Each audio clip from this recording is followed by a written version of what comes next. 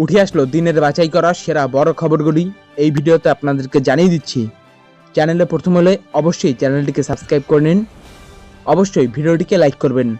চলুন তাহলে এক এক করে দিনের বাছাই করা সেরা বড় খবরগুলি শুনে নেওয়া যাক।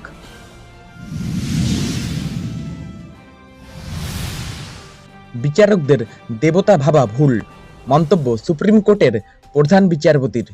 বিচার ব্যবস্থা মন্দির হলেও বিচারকদের দেবতা ভাবা ঠিক নয়, কলকাতায় এসে মন্তব্য সুপ্রিম কোর্টের প্রধান বিচারপতি DY চন্দ্রচূড়ের। বলে রাখা ভালো, নির্দিষ্ট করে কোনো বিচারপতির নাম করেননি সুপ্রিম কোর্টের তিনি। তবে ওয়াকিবহল মহলের অনেকেই বলছেন, রাজ্যের শিক্ষক নিয়োগ দুর্নীতি মামলায় সম্প্রতি একের পর এক গুরুত্বপূর্ণ রায় দেন কলকাতা হাইকোর্টের প্রাক্তন বিচারপতি অভিজিৎ গঙ্গোপাধ্যায়। হাজার হাজার চাকরি প্রার্থীর কাছে রাতারাতি মসিয়া হয়ে ওঠেন তিনি। এই পরিপ্রেক্ষিতে কলকাতায় দাঁড়িয়ে প্রধান বিচারপতির মন্তব্য যথেষ্ট তাৎপর্যপূর্ণ বলেই মনে করা হচ্ছে। শুক্রবার কলকাতায় আসেন শীর্ষ আদালতের প্রধান বিচারপতি। শনিবার ন্যাশনাল জুডিশিয়াল একাডেমির অনুষ্ঠানে ছিলেন তিনি। একই মঞ্চে দেখা গিয়েছে মুখ্যমন্ত্রী মমতা বন্দ্যোপাধ্যায়কেও।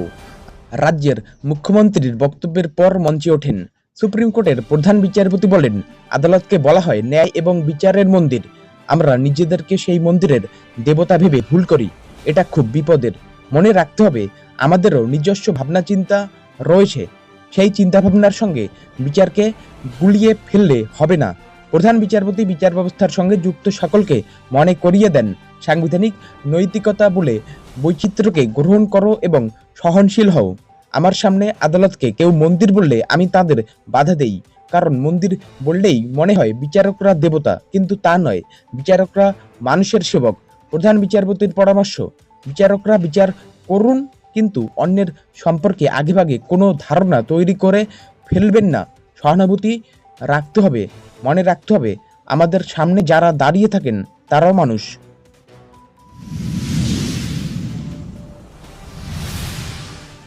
এখনোই মুক্তি নয়, 12 জুলাই পর্যন্ত কেজরিকে জেল হেফাজতে পাঠালো আদালত। ইডির গ্রেপ্তারিতে জামিন পেয়েছেন, কিন্তু সিবিআইয়ের হাতে গ্রেপ্তার হওয়ার পর ফের অরবিন্দ কেজরিওয়ালের ঠিকানা হলো জেল। শনিবার তাকে ফের জেল হেফাজতে পাঠিয়েছে দিল্লির আদালত। আগামী 12 জুলাই পর্যন্ত জেলেই থাকতে হবে দিল্লির মুখ্যমন্ত্রীকে। উল্লেখ্য, জেলে থাকাকালীনই আবগারি দুর্নীতি মামলায় কেজরিকে গ্রেপ্তার করে সিবিআই। চলতি সপ্তাহের সোমবার তিহার জেলে গিয়ে কেজরিকে জিজ্ঞাসাবাদ করে সিবিআই। মঙ্গলবার তাঁকে গ্রেপ্তার হিসেবে দেখানো হয়।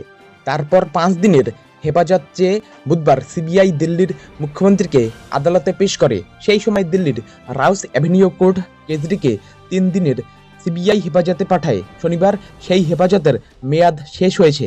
এদিন শুনানির পরে খানিকক্ষণের জন্য রায়দান স্থগিত রেখেছিল রাউস অ্যাভিনিউ আদালত।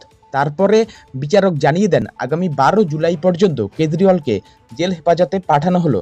অর্থাৎ আপ সুপ্রিমোর দ্রুত জেল মুক্তির আশা আরও ক্ষীণ হলো, কারণ অন্য কোনো মামলায় জামিন পেলেও সিবিআইয়ের মামলায় রাউস অ্যাভিনিউ কোর্টের এই সিদ্ধান্তে গারদের ওপারেই থাকতে হবে কেজরিকে।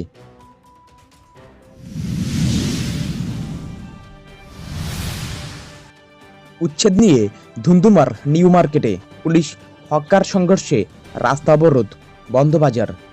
হকার উচ্ছেদ নিয়ে রণক্ষেত্র হয়ে উঠল নিউ মার্কেট।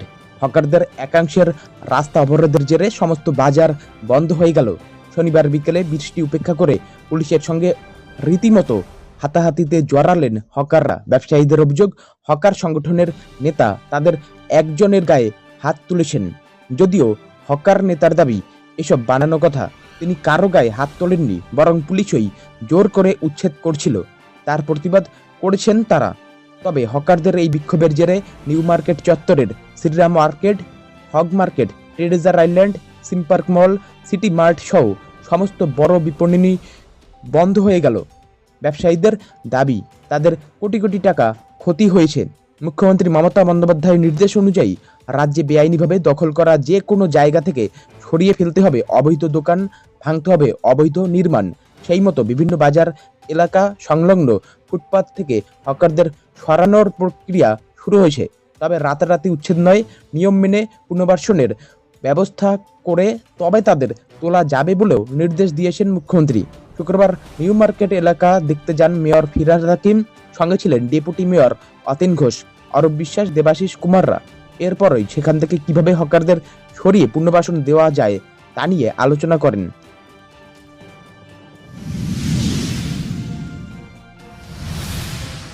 শপথ জটিলতায় ক্লান্ত, রাজ্যপালকে বিধানসভায় আসার জন্য ফের আর্জি স্পিকারের। দুই বিধায়কের জয়ের পর প্রায় মাসখানেক কেটে গিয়েছে, তবে রাজ্যপাল সংঘাতে এখনও অব্যাহত শপথ জটিলতা। একাধিকবার অনুরোধের পরেও শপথ জট কাটাতে রাজ্যপাল সিবি আনন্দ বোস কোনো উদ্যোগ নেননি বলেই অভিযোগ। সংঘাত জটিলতায় ক্লান্ত স্পিকার বিমান বন্দ্যোপাধ্যায়। তিনি শনিবার আরও একবার বিধানসভায় এসে রাজ্যপালকে শপথ গ্রহণ করানোর অনুরোধও জানান। দুই বিধায়কের শপথ গ্রহণ নিয়ে কার্যত নজিরবিহীন দ্বন্দ্ব তৈরি হয়েছে আইনসভা ও রাজ্যের সাংবিধানিক প্রধানের কার্যালয়ের মধ্যে। এই টানাপোড়েনের জেরে নিজেদের কাজ শুরু করতে পারছেন না বলে অভিযোগ সায়ন্তিকা রেয়াতের। বিধানসভায় শপথ নেওয়ার দাবিতে অন্যর থেকে দুজনেই রোজ ধর্নায় বসছেন। পাশে পেয়েছেন তৃণমূল নেতৃত্বকেও। রোজই প্রায় দলের কোনো না কোনো শীর্ষ নেতা এই ধর্নায় যোগ দিচ্ছেন। জনপ্রতিনিধি নির্বাচিত হয়েও রাজ্যপালের কারণেই কাজে নামতে দেরি হচ্ছে, এই অভিযোগে সুর চড়ছে।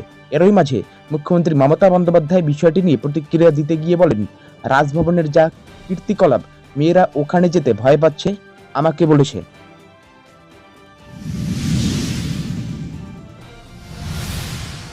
বিহারকে বিশেষ মর্যাদা পাওনা বুঝে নিতে দলীয় বৈঠকে প্রস্তাব পাস নীতীশের।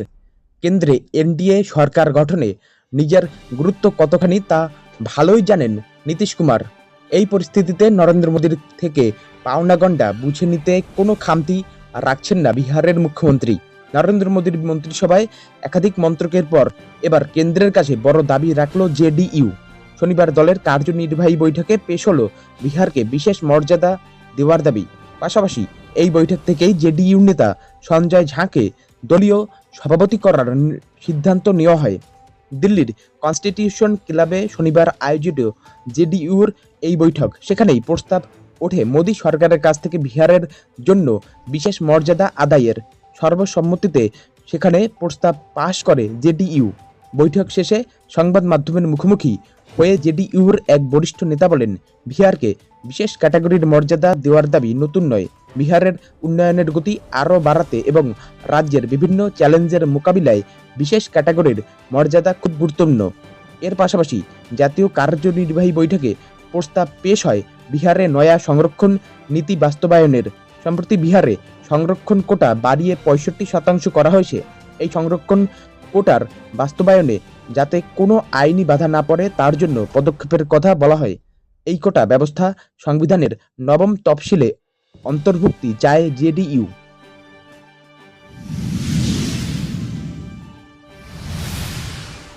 বিচার ব্যবস্থায় রাজনৈতিক পক্ষপাতিত্ব অনুচিত, দেশের প্রধান বিচারপতির কাছে আর্জি মমতার। সাম্প্রতিককালে কলকাতা হাইকোর্টে একের পর এক গুরুত্বপূর্ণ রায় দিয়েছে। সেই সমস্ত নির্দেশিকার সঙ্গে রাজনৈতিক যোগসূত্র রয়েছে বলেও অভিযোগ উঠেছে। এই পরিস্থিতিতে ন্যাশনাল জুডিশিয়াল একাডেমির অনুষ্ঠানে সুপ্রিম কোর্টের প্রধান বিচারপতির সঙ্গে একই মঞ্চে মুখ্যমন্ত্রী মমতা বন্দ্যোপাধ্যায়। অনুষ্ঠানে উপস্থিত ছিলেন কলকাতা হাইকোর্টের প্রধান বিচারপতি টি.এস. শিবজ্ঞানমও। এই অনুষ্ঠানে মুখ্যমন্ত্রীর আর্জি, বিচার ব্যবস্থায় রাজনৈতিক পক্ষপাতিত্ব থাকা উচিত নয়। শনিবার ওই অনুষ্ঠানে মমতা বলেন, আমি কোনো উদ্দেশ্য নিয়ে বলছি না, কাউকে আঘাত করতে চাই না, তবে এটা বলতে চাই, বিচার ব্যবস্থায় রাজনৈতিক পক্ষপাতিত্ব থাকলে মানুষ কোথায় যাবে? বিচার ব্যবস্থা আমাদের কাছে পবিত্র, মন্দির, মসজিদ, গির্জা, গুরুদ্বারের মতো। সরকার বিচার ব্যবস্থার সঙ্গে আছে। আমার অনুরোধ, বিচার ব্যবস্থায় কোনো রকম রাজনৈতিক পক্ষপাতিত্ব থাকা উচিত নয়। বিচার ব্যবস্থা সৎ এবং নিরপেক্ষ থাকা উচিত, বজায় রাখা উচিত গোপনীয়তাও। মমতার এই মন্তব্যে নিয়ে ইতিমধ্যেই রাজনৈতিক মহলে শুরু জোর জল্পনা। বিজেপির মুখপাত্র শ্রমিক ভট্টাচার্যের দাবি, মমতার এই মন্তব্য ভিত্তিহীন। তার মন্তব্য জনমানসে কোনো প্রভাব ফেলবে না।